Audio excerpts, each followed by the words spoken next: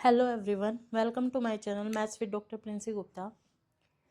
Next हम करेंगे आज कंडीशनल प्रोबेबिलिटी। कंडीशनल प्रोबेबिलिटी क्या होती है? The probability of happening of an event A when event B is already happened is called conditional probability of event A given by B. क्या होता है कि अगर इसको डिनोट करते हैं पी ए बाय बी से, हमें प्रोबेबिलिटी निकालनी है इवेंट ए की, और बी जो है वो पहले ऑलरेडी हैपन हो चुकी है। बी जो इवेंट है वो पहले से हो चुकी है और हमें ए की प्रोबेबिलिटी निकालनी है, तो उसको बोलते हैं conditional probability of A given by probability of given by B. ठीक है, कंडीशनल प्रोबेबिलिटी निकालनी हो इवेंट ए की जब बी जो है वो हमारे पास ऑलरेडी हैपन हो चुकी है। ठीक है, इसको डिनोट करते हैं पी ए बाय बी से। ठीक है, और इसको डिफाइन कैसे करेंगे? पी ए बाय बी वो किसके इक्वल होगा? Probability of A intersection B divided by probability of B. ठीक है, जो ऑलरेडी हैपन हो चुकी है वो तो गिवन है, और प्रोबेबिलिटी दूसरी इवेंट की निकालनी है ए की जबकि बी जो है वो पहले हो चुकी है। पी ए बाई बी वो क्या होता है? P A intersection B divided by probability of B. Example देखो इसका, a random experiment of drawing a card from a deck of 52 cards. ठीक है, हमारे पास 52 कार्ड्स हैं, प्लेइंग कार्ड्स। ठीक है, उनमें से एक कार्ड को जो है वो ड्रॉ किया है। ठीक है, एक कार्ड निकाला है, प्रोबेबिलिटी निकालनी है कार्ड ड्रॉन की। ठीक है, और इज किंग, ये प्रोबेबिलिटी क्या निकालनी है कि जो कार्ड ड्रॉन है वो किंग है given that card drawn is red. देखो ये क्या है? कार्ड ड्रॉन इज किंग, इसकी प्रोबेबिलिटी फाइंड आउट करनी है, और गिवन क्या है? Card drawn is red. यानी कि ये हमारे पास इवेंट ए होगी, ये इवेंट बी होगी। ए इवेंट क्या होगी हमारे पास? ड्रॉन कार्ड जो है ऑफ रेड। ठीक है, रेड कार्ड जो है वो ड्रॉ कर रहा है। ठीक है, drawn of a red card. B event क्या होगी हमारे पास जो है वो जो है card drawn is king, card drawn is king. हमें क्या गिवन है कि कार्ड ड्रॉन जो है वो रेड है, रेड गिवन है, इसको हमने बी माना था, इसको बी लिख लो और ये ए लिख लो। ठीक है, हमें क्या निकालना है? प्रोबेबिलिटी निकालना है किसकी? कार्ड ड्रॉन जो है वो किंग हो, और गिवन क्या है? कार्ड ड्रॉन जो है वो रेड हो। तो ये किसके इक्वल होएगा? Probability of A intersection B divided by probability of B. Probability of A intersection B divided by probability of B. अब probability of A intersection B वो किसके इक्वल होगा? N A intersection B divided by N S. Probability of B किसके equal होगा? N B divided by N S. ठीक है, अब सबसे पहले प्रोबेबिलिटी ऑफ बी निकालनी है, N B by n S. B क्या है हमारे पास? कार्ड ड्रॉन जो है वो रेड हो, रेड कार्ड ड्रॉन जो है वो हमारे पास रेड हो। रेड कार्ड होने की क्या प्रोबेबिलिटी होती है हमारे पास? हाँ जी, कितने किंग होते, सॉरी रेड कार्ड कितने होते हैं? 26 रेड होते हैं और 26 ब्लैक होते हैं हमारे पास 52 कार्ड्स में। तो कार्ड रन रेड हो तो वो 26 बाय 52, और ए इंटरसेक्शन बी रेड भी हो और किंग भी हो। ठीक है, किंग भी हो रेड भी हो। रेड 26 में से किंग कितने होते हैं? 2। ठीक है, तो ये क्या आएगी हमारे पास? 2, एंड ए इंटरसेक्शन भी क्या आएगा? 2 बाय 52। तो ये किसके इक्वल आ गया? 2 बाय 26, 1 बाय 30। ठीक है, रिपीट करती हूँ, एक रैंडम एक्सपेरिमेंट है drawing a card from a deck of 52 cards. तो प्रोबेबिलिटी निकालनी है कि कार्ड रन जो है वो किंग है, और गिवन ये है कार्ड रन रेड है, तो ए बाय बी हो जाएगा। ठीक है, ए कौन सी होगी? कि किंग है, और बी कौन सी होगी? कि रेड कार्ड निकाला है। तो इसका फॉर्मूला क्या होता है? Probability of A intersection B divided by probability of B. Probability of B निकालनी है, तो रेड कार्ड कितने होते हैं? 26, टोटल कार्ड कितने होते हैं? 52। ठीक है, ए इंटरसेक्शन बी रेड भी हो और किंग भी हो, तो वो क्या आता है? N A intersection B divided by N S. वो किसके इक्वल आएगा? ए इंटरसेक्शन बी 2 बाय 52, और ये कितने आ गई? 26 बाय 52, तो ये क्या आ गया? 1 बाय 13। नेक्स्ट देखते हैं मल्टीप्लीकेशन थ्योरम ऑफ प्रोबेबिलिटी। ठीक है, इसके अंदर क्या होता है हमारे पास? फॉर टू इवेंट्स, हमारे पास कोई भी दो इवेंट दिए है, A and B for two events A and B, probability अगर A इंटरसेक्शन B की फाइंड आउट करनी है तो वो क्या आएगा, probability of A into probability of B by A, given that probability of A greater than 0, या फिर probability of B into probability of A by B, given that probability of B greater than 0। ठीक है, multiplication theorem of probability के अंदर क्या होता है, probability find out करते हैं ए इंटरसेक्शन बी की, वो किसके इक्वल होती है, अगर हम इवेंट ए ले रहे हैं तो probability of event A into probability of event B when A has already occurred. Similarly probability of B into probability of A when B has already occurred. ठीक है, तो ये होता है मल्टीप्लिकेशन थ्योरम ऑफ प्रोबेबिलिटी। और P B by A का क्या meaning है, probability of event B when A has already occur, probability of A given by B, इसका क्या मतलब है कि probability of A when B has already occur. ठीक है, और इसके अंदर जो है अगर ये वाला फॉर्मूला है तो probability of A greater than 0 होगा, अगर ये वाला है तो probability of be greater than 0 होगा, क्योंकि अभी हमने कंडीशनल प्रोबेबिलिटी के बारे में पढ़ा है। तो पी बी बाय ए वो किसके इक्वल होता है, probability of A intersection B divided by probability of A. तो ये प्रोबेबिलिटी ऑफ ए ये 0 के इक्वल नहीं हो सकता, क्योंकि अगर ये 0 के इक्वल हो गया तो ये डिफाइन नहीं होगा, तो इसका मतलब ग्रेटर देन इक्वल टू 0 होती है सारी प्रोबेबिलिटी, तो ये क्या होगी, ग्रेटर देन 0, ये प्रोबेबिलिटी ऑफ बी इस केस में ग्रेटर देन 0। ठीक है, ये होता है हमारे पास मल्टीप्लिकेशन थ्योरम ऑफ प्रोबेबिलिटी। अगर इसका प्रूफ करें कि ये फॉर्मूला हमारे पास कैसे आया, तो कैसे करेंगे, प्रोबेबिलिटी ऑफ ए किसके इक्वल होता है, number of elements of in A यानी कि favourable cases divided by total number of exhaustive cases. P B find out करेंगे, वो किसके इक्वल होता है, N B divided by N S. अगर P A intersection B find out करेंगे, वो किसके इक्वल होगा, N A intersection B divided by N S. ठीक है, अब क्या किया, probability of A intersection B find out करेंगे, तो ये किसके इक्वल होता है, n A intersection B divided by N S. अगर हम क्या करें, एन बी से मल्टीप्लाई कर दे और एन बी से डिवाइड कर दे, ठीक है, एन बी से मल्टीप्लाई कर दिया, एन बी से डिवाइड कर दिया, तो ये क्या हो गया, n A intersection B, n B को इस साइड लिख दिया divided by n B into n B by N S. N B by N S ये क्या है, प्रोबेबिलिटी ऑफ बी।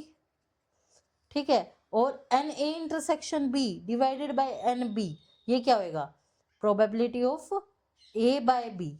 ये फाइंड आउट करेंगे तो क्या आएगा, N A intersection B divided by n B. ठीक है, तो ये हमारे पास क्या आ गया, probability of A by B. ठीक है, एक तो ये फॉर्मूला हो गया, probability of A intersection B. Similarly अगर हम यहाँ पर एन ए से मल्टीप्लाई डिवाइड कर दे तो ये क्या आएगा, N A intersection B divided by N A into N A by N S, तो वो किसके इक्वल हो जाएगा, probability of B by A into probability of A. ठीक है, वो ये वाला केस हो जाएगा। ठीक है, तो इस तरीके से हम simultaneous occurrence of two events, मतलब दोनों इवेंट अकर कर रही है ए इंटरसेक्शन बी, तो उसकी प्रोबेबिलिटी फाइंड आउट करेंगे, तो वो किसके इक्वल होगा, probability of event A into probability of event B when the first event already occur. ठीक है, ये क्या होता है हमारे पास, मल्टीप्लिकेशन थ्योरम ऑफ प्रोबेबिलिटी। उसके बाद ये हमेशा पी ए और पी बी वो नॉट इक्वल टू 0 होंगे।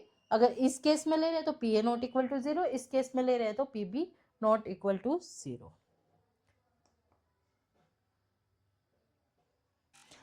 नेक्स्ट एग्जांपल है, ये मल्टीप्लिकेशन थ्योरम ऑफ प्रोबेबिलिटी पे है।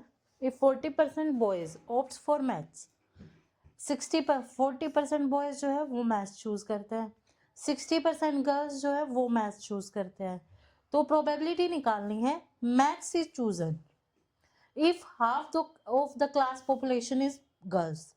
देखो हमें प्रोबेबिलिटी किसकी फाइंड आउट करनी है कि मैथ्स जो है वो चूज होए, तो ए इवेंट हमने मान ली कि मैथ्स इज चूजन। ठीक है, अब देखो क्या दे रखा है हमें कि half of the class population जो है वो गर्ल्स है, ठीक है। तो बी इवेंट अब हमने मान ली कि स्टूडेंट जो है वो बॉय है, ठीक है। बी कॉम्प्लीमेंट क्या हो जाएगा, या तो बॉय होगा अदरवाइज गर्ल होगा, कि स्टूडेंट जो है वो गर्ल है, ठीक है, वो बी कॉम्प्लीमेंट हो गया। इसने ये क्या रखा है ना, half of the class population is girls, half girls है हाफ बॉयज हो गई, ठीक है। तो अब हम अगर प्रोबेबिलिटी बी की फाइंड आउट करें तो वो क्या होगी 1/2, और प्रोबेबिलिटी बी कॉम्प्लीमेंट की फाइंड आउट करें वो भी क्या होगी 1/2, क्योंकि हाफ गर्ल्स है हाफ बॉयज है, ठीक है। तो अब इनकी पी बी और पी बी कॉम्प्लीमेंट की क्या होगी 1/2 1/2। अब हमें फाइंड आउट करना है मैच चूज हो, ठीक है, ए की प्रोबेबिलिटी फाइंड आउट करनी है। ए को क्या लिख सकते हैं, A intersection B union A intersection B complement, इस तरीके से लिख सकते हैं। अगर हम वेन डायग्राम से भी देखें, अगर ये ए होता है ये बी होता है, तो ए इंटरसेक्शन बी ये हो गया और ए इंटरसेक्शन बी कॉम्प्लीमेंट ये हो गया, ठीक है। तो इनका यूनियन क्या होएगा, ए होएगा, ठीक है। तो अब इसको probability of A find out करनी है, तो वो क्या होगा, probability of A intersection B plus probability of A intersection B complement, ठीक है। अब ये दोनों डिसजॉइंट सेट है, ठीक है, ये और ये आपस में डिसजॉइंट हो गए, तो इनका ये क्या आ जाएगा, इनका सम आ जाएगा प्रोबेबिलिटी।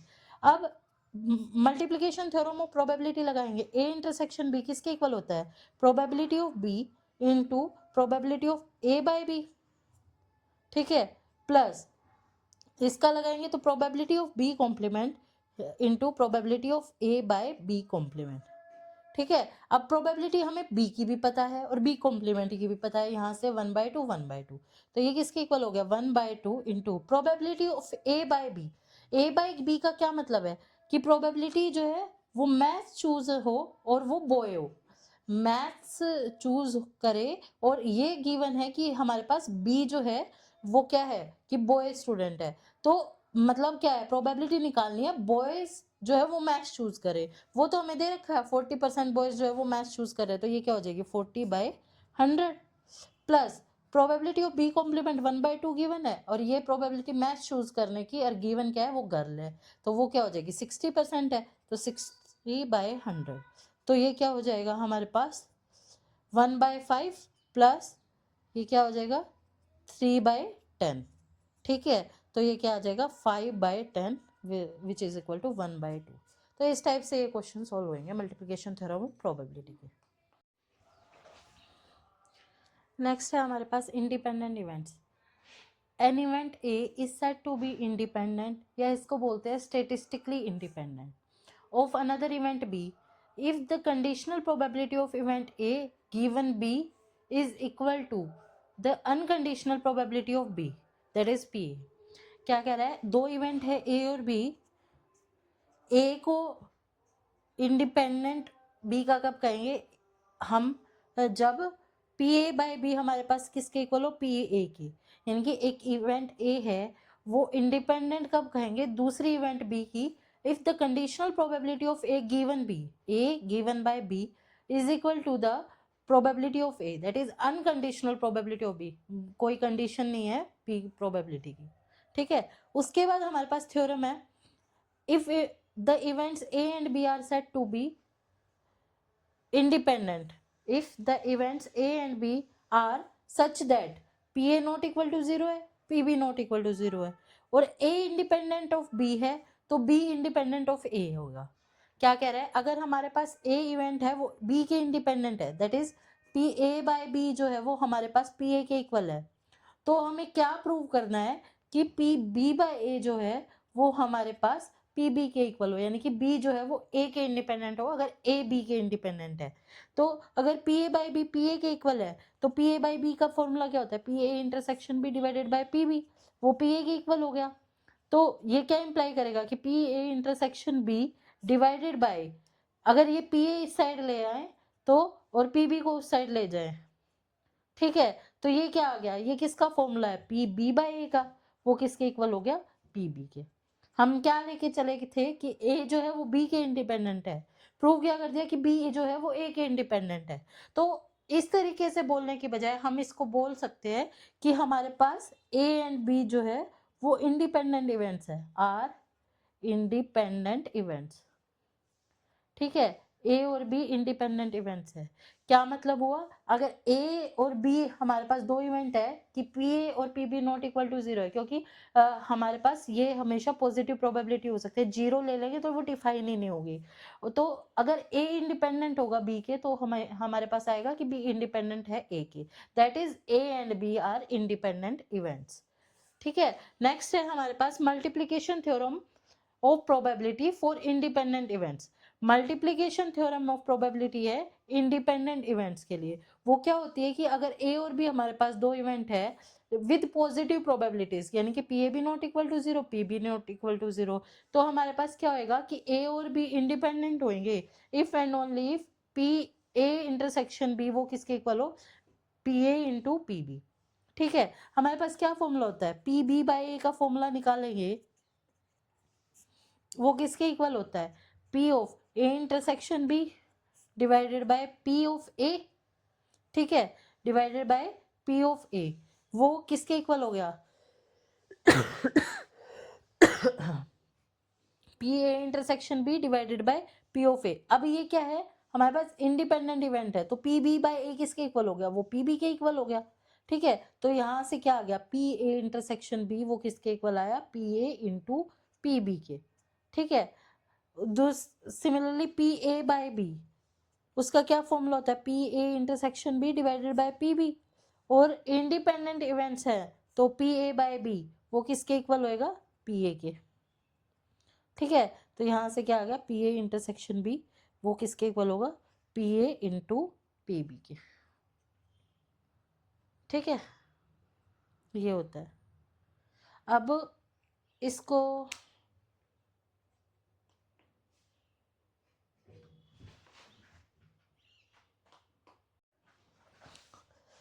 देखो, हमने क्या लेके चले, P B by A P B के इक्वल, यानी कि P A by B P A के इक्वल, यानी कि अगर ए और बी हमारे पास इंडिपेंडेंट इवेंट है तो हमारे पास क्या आ गया, P A intersection B P A into P B के इक्वल आ गया।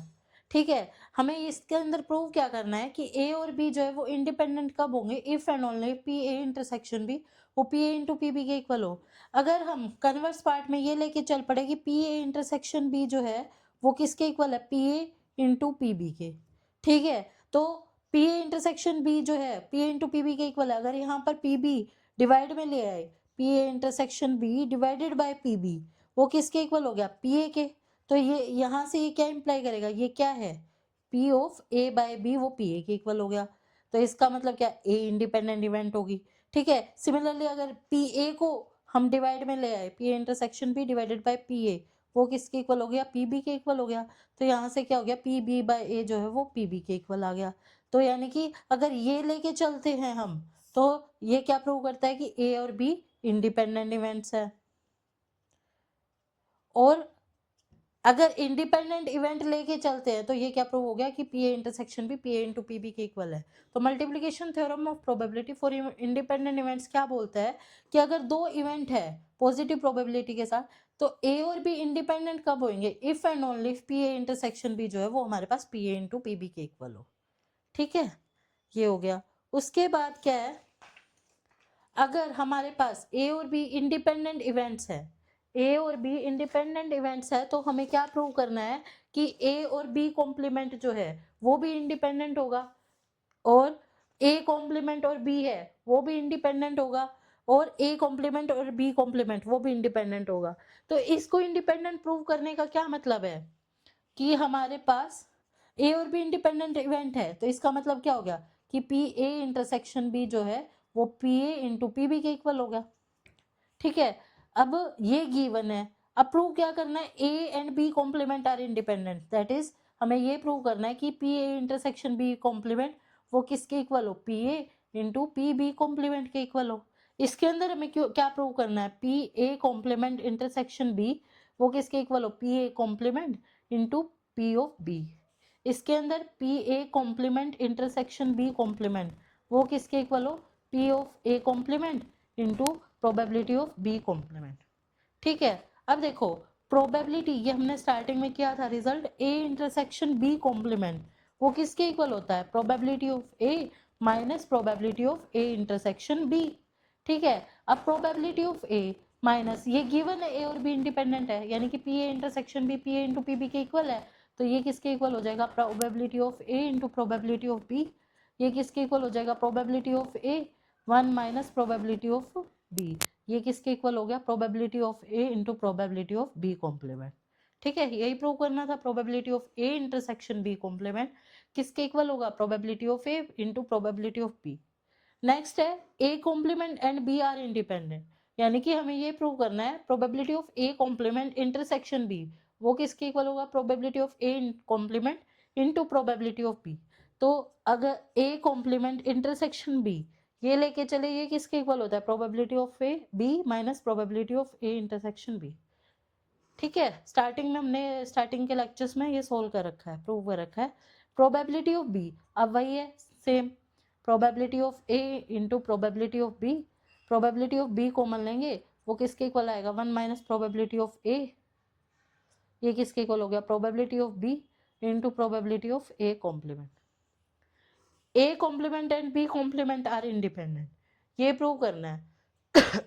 तो ये A complement intersection B complement, ठीक है, तो इसकी प्रोबेबिलिटी वो इसको क्या लिख सकते हैं, intersection A complement intersection B complement, इसको क्या लिख सकते हैं, ए यूनियन बी का कॉम्प्लीमेंट। ठीक है, वेन डायग्राम से भी देखेंगे, अगर ये ए है ये बी है तो ए कॉम्प्लीमेंट उसका इंटरसेक्शन बी कॉम्प्लीमेंट के साथ, तो ये वाला रीजन आ जाएगा ना इंटरसेक्शन में। और ये क्या है हमारे पास, ए यूनियन बी का कॉम्प्लीमेंट, तो इसको इस तरीके से लिख दिया। अब प्रोबेबिलिटी ऑफ ए कॉम्प्लीमेंट का क्या मतलब होता है, 1 माइनस प्रोबेबिलिटी ऑफ ए, तो ये हो गया 1 minus probability of A union B. अब इसको क्या लिख सकता है, 1 minus probability of A plus probability of B minus probability of A intersection B by addition theorem of probability. तो ये इसको किस तरीके से लिख सकते हैं, 1 minus probability of A plus minus probability of B plus probability of A intersection B, वो ऊपर से क्या लिख सकता है, probability of A into probability of B. ठीक है, अब इसको क्या लिख सकते हैं हम, 1 minus probability of A minus probability of B plus probability of A into probability of B. ये क्या है, 1 minus probability of A, probability of A complement, ठीक है, minus probability of B common ले लिया, तो ये क्या बचा, 1 माइनस प्रोबेबिलिटी ऑफ ए। ठीक है, तो ये क्या हो गया हमारे पास, probability of A complement minus probability of B into probability of A complement. अगर पूरे में से probability of A complement common लिया तो ये क्या आया, 1 minus probability of B, probability of A complement into probability of B complement. ये क्या आया हमारे पास, probability of A complement into probability of B complement, किसके इक्वल आया, A complement intersection B complement. यही प्रूव करना था हमें। ठीक है, तो A complement and B complement are independent. तो अगर हमारे पास आगे क्वेश्चंस में ए और बी दो इंडिपेंडेंट इवेंट गिवन हो तो हम सीधे रिजल्ट अप्लाई कर सकते हैं कि ए और बी कॉम्प्लीमेंट भी इंडिपेंडेंट होंगे, ए कॉम्प्लीमेंट और बी भी इंडिपेंडेंट होगा, और A complement and B complement ये भी इंडिपेंडेंट होंगे। ठीक है, थैंक यू।